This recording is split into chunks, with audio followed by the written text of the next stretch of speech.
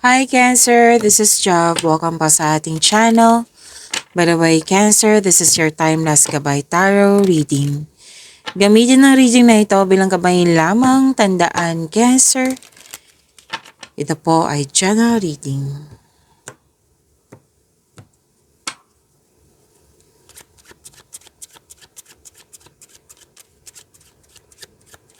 Mga parating pa para kay Cancer.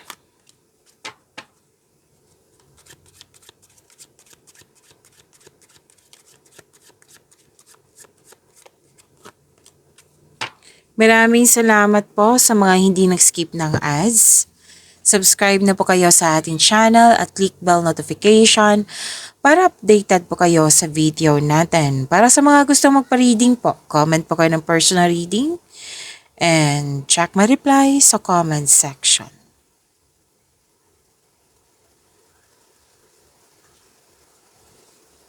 Cancer, sabi po dito, na-burn out or nabibigatan kayo sa mga ginagawa nyo ngayon. Whether na you're not in the mood or nagkaroon ng illness. Oo, may concern sa illness. At parang may nag-invite sa iyo na ginawan mong ng excuse yung sickness or wala sa mood. Like for example, like may nag-invite sa'yo, Friday na, mag-gimik tayo mamaya gabi. So, parang ayaw mo lang talagang sumama. Oo, na may dahilan ka. So, pero para valid siya, para maging valid siya sa iba, ginawa mo siyang excuse itong sickness na ito. Oo. At may unpleasant changes akong nakikita dito. Oo. May health concern na kailangan bigyan ng atensyon to. Kung depression to, kailangan mo pong kailangan nyo pong mag-ask ng tulong. Okay? Pwede din naman hindi ito sa iyo, kundi sa taong malapit sa iyo na may concern sa kanyan. Na pwedeng nag-alala ka. Pero huwag kayong mag-alala, Cancer, kasi may recovery naman ang sinasabi ang court nyo dito. Recovery po. At some of you, gusto nyo munang mapag-isa nga. Di ba? May nag-invite. Gusto mo nang you need time alone. Tapos gumagawa ka ng excuse para valid siya, na maintindihan talaga nung nag-invite. At may stagnation, may solitude, may isolation. But gusto mong mapag-isa para makapag-isip at makapagpahinga. Yan.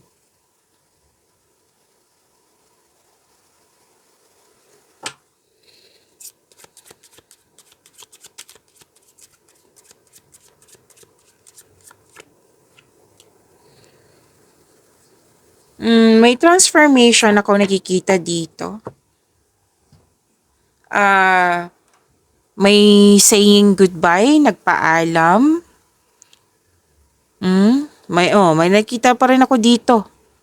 Dalawang card na mismo nagsabi na may nag-ask kayo, so may nagsabi ka ng no.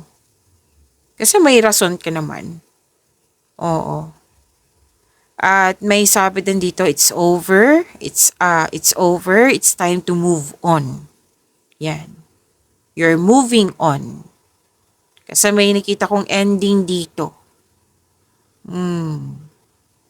Ang sabi ng card na forget the past and move forward ka into a new direction.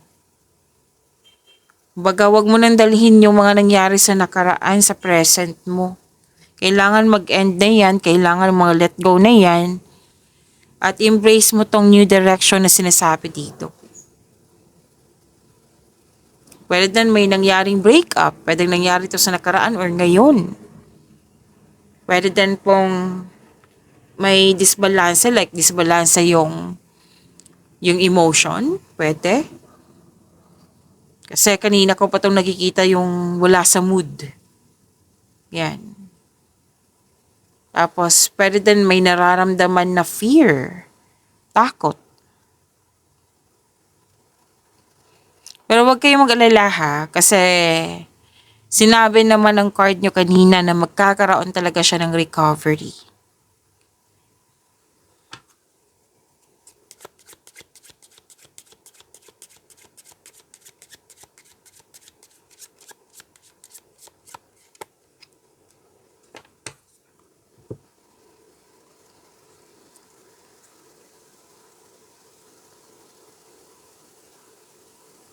You're about to be surprised. May sorpresa ako nakikita dito. May findings na. Resulta. May recognition din ako nakikita dito. Nagbigay ng compliment, rewards, yung nakilala ka, yan. Yung hindi mo in-expect na magkaroon siya ng positive outcome. Like, may ginagawa ka, may situation na pwedeng hindi ka confident. Basta it will turn into great. Yung nag-alala ka sa kondisyon, status ba to, kung ano man to, basta nagbigay ito ng good news sa iyo. Ang ending nito, nagbigay ng good news sa iyo. Like, na-surprise ka. Wow, hindi ko inakala na ganun to pala yung resulta. Na hindi ako na-expect na magkakaroon siya ng magandang resulta. Yan, na-surprise ka. So, this is an expected success. May great outcome nga. Prosperity, yes, prosperity is yours. May luck din na sinasabi dito, L-U-C-K. Tapos may raise in pay, like binayaran ka ng malaki. Pwede din na, promotion, like pagtaas ng kita, sweldo, allowance. So, increase in finances, yes, nakikita ko dito. May nakita rin akong nanalo dito.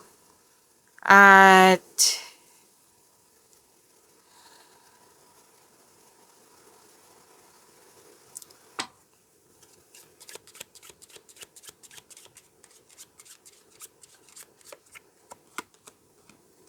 Cancer. Money pa rin ang nakikita ko dito, Cancer.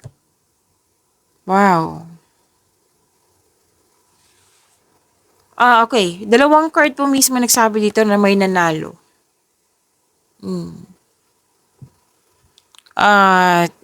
Pwedeng inheritance, may mana, pension, retirement, or masaganang ani ng buhay po.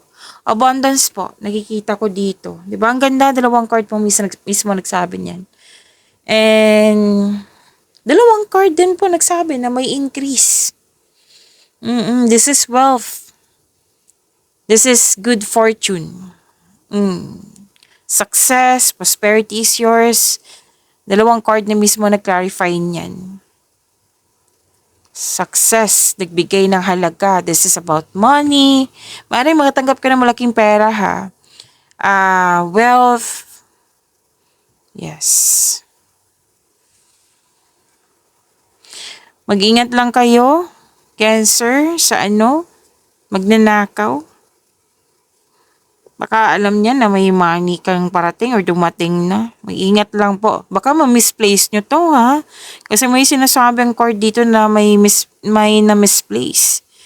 Or di kayo loss of connection, loss of things, or loss of opportunity. Or pwede din na loss of money. So, ang loss of money kasi, pwedeng nawala, kinuha, na damage, ninakaw. So, ingat na lang. Kasi may cheater ako nakikita dito. Pwedeng hindi lang sa money to or sa isang bagay. Pwedeng cheater sa love and romance. Yan. Huwag po daw kayo mag-spend time sa mga taong na nauubos yung energy mo. Like energy vampire. Na pagkausap mo siya, pag andyan siya, parang nangihina ka na. Or pwede din ginugulo ka niya. Like stealing your peace of mind. Kumbaga, pwedeng trip niya rin. 'Di ba? Na, si Cancer tuwang-tuwa, magpa-bad trip ako. Para hindi siya matutuwa. Yan. Pwede may mga ganyang ugali ha. So, iwas na lang kayo sa kanya.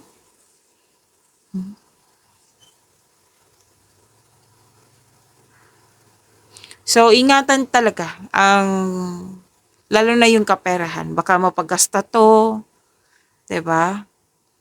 And, kasi something or someone taken away eh. Kaya ingat talaga. May hindi nagsasabi ng totoo. May money troubles. Okay? So, balance, and protect your money, protect the valuable things. Baka may ma-misplace kayo or protektahan mo yung inner peace mo sa taong manluloko or hindi totoo sa'yo. Okay? Kasi ginugulo ka niya.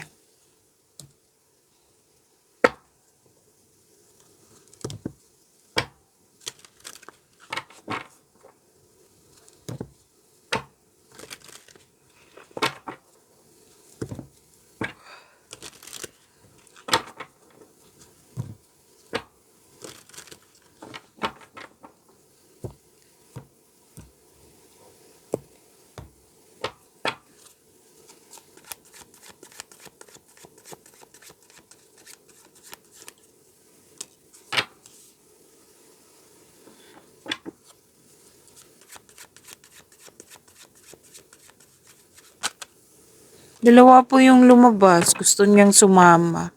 Kunin na natin ha.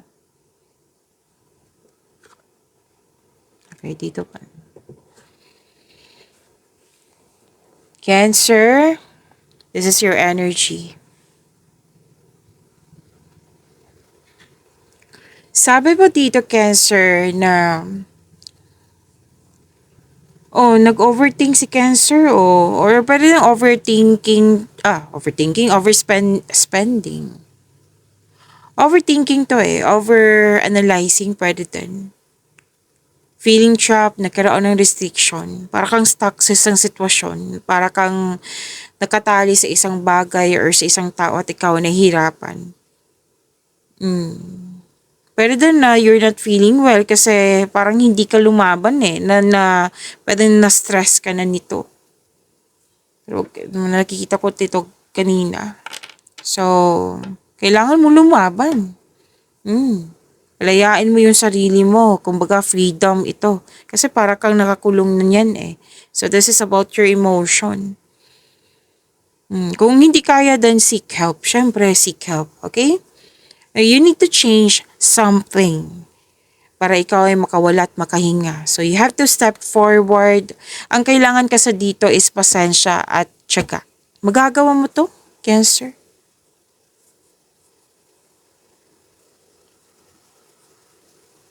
Pwede din feeling trapped ka or stuck sa isang relasyon.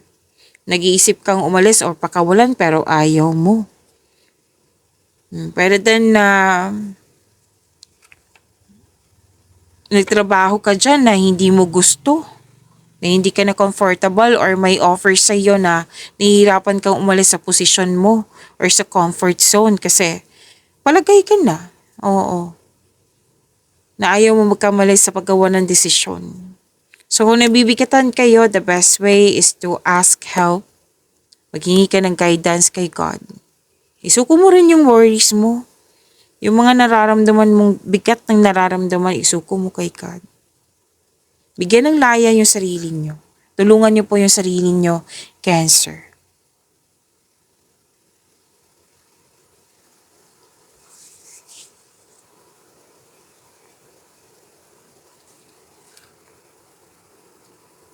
Okay, may ano dito. May pwedeng ligawan. Oo, na kung bagong tao to sa inyong buhay, pwedeng kakilala mo siya pero hindi mo alam kung paano siya magmahal. Sinabi kasi ng card dito na kilalanin mo ng mabuti or alamin mo ng mabuti. Pwede sa love and romance to ha, pwede din po to sa career and money. Na alamin mo na mabuti, kilalanin mo na mabuti kung hindi mo alam, kung wala ka pang experience sa ganitong sitwasyon or hindi mo pa siya gaanong kilala yung nag-offer sa iyo.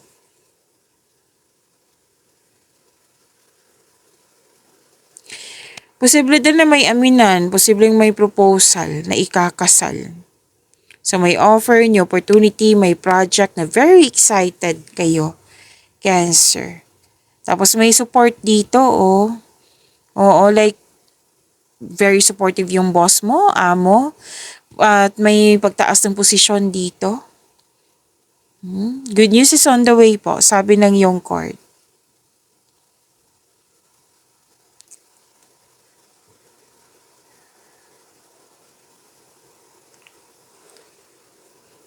Okay, may granted yung manifestation mo.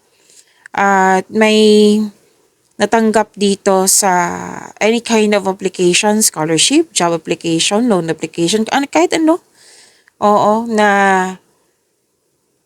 natanggap kayo. Yes, this is, dalawang card kasi nagsabi dito na may magandang balita. Tapos, natanggap kayo. Pero then, kakasimula mo lang dyan sa trabaho mo, sa negosyo din, yan. Patuloy mo lang magsumikap. Pagtuloy mo lang ang pagsisikap na ito, Cancer. Tutukan mo nang mabuti kasi nakikita ko naman dito na magkakaroon siya ng self and financial growth. At maging bukas din kayo sa mga advice ng nakakatanda sa iyo.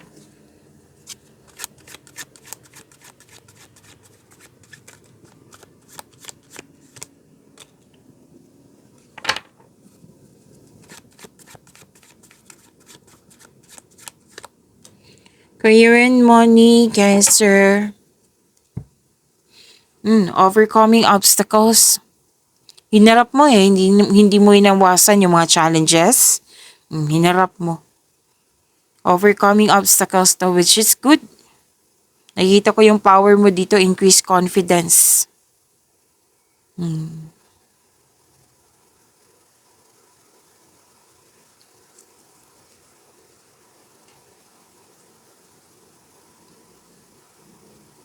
Isa ang maraming alok o ideyang darating sa iyo. Ang ganda ng blessings. Busy. Maraming ginagawa. Exciting new opportunities. Financial stability. Nagkaroon ng abundance sa kaperahan mo. So, ang ganda ng blessings niyo po. Nakikita ko sa natanggap mong blessings. Happy ka. Maaari din na may travel na magaganap or may bago kang kasamahan.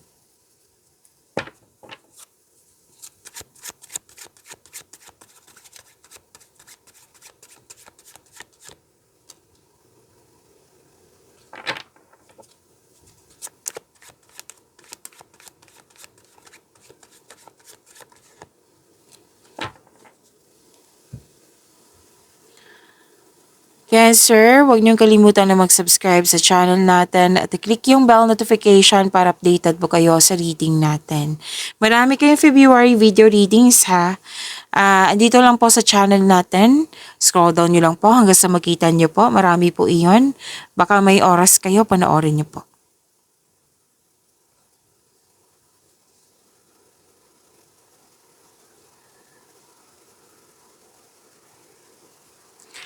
Okay. Sa mga single, maaring makatagpo ka ng new partner through friends. Para sa mga relasyon sa buhay mag-asawa, maaring may date or group date or monthly anniversary or isa sa inyo may achievement na na-fulfill kaya nag-decide kayo na i-celebrate ito.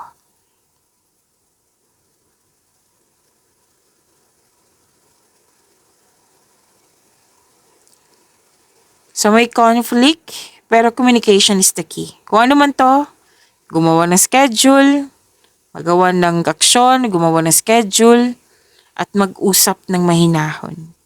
Kasi mukhang itong conflict na ito yung nakatrigger sa inyo ng anxiety or overthinking. Oo, na nakikita ko dito kanina. Okay, so communication is the key po. Huwag mo hayaan na matagal na, kumbaga, huwag mong hayaan na hindi ka gumagawa ng solusyon. Make change. Kumilos ka. Okay? Mag-usap at magpatawad kung pwede po. Kung gusto nyo. Conflict din ang sinasabi ng card dito eh. Communication is the key pa rin. Na sinasabi ng yung card dito, single ka man, may relasyon sa buhay mag-asawa. Kung sino man to na taong malapit sa iyo na naapektuhan ka, mag-usap at magpatawad.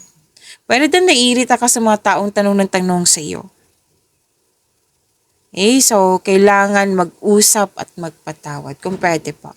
Pag-imanin niyo po yung blessings na binigay sa inyo. Cancer, see you tomorrow. Maraming salamat.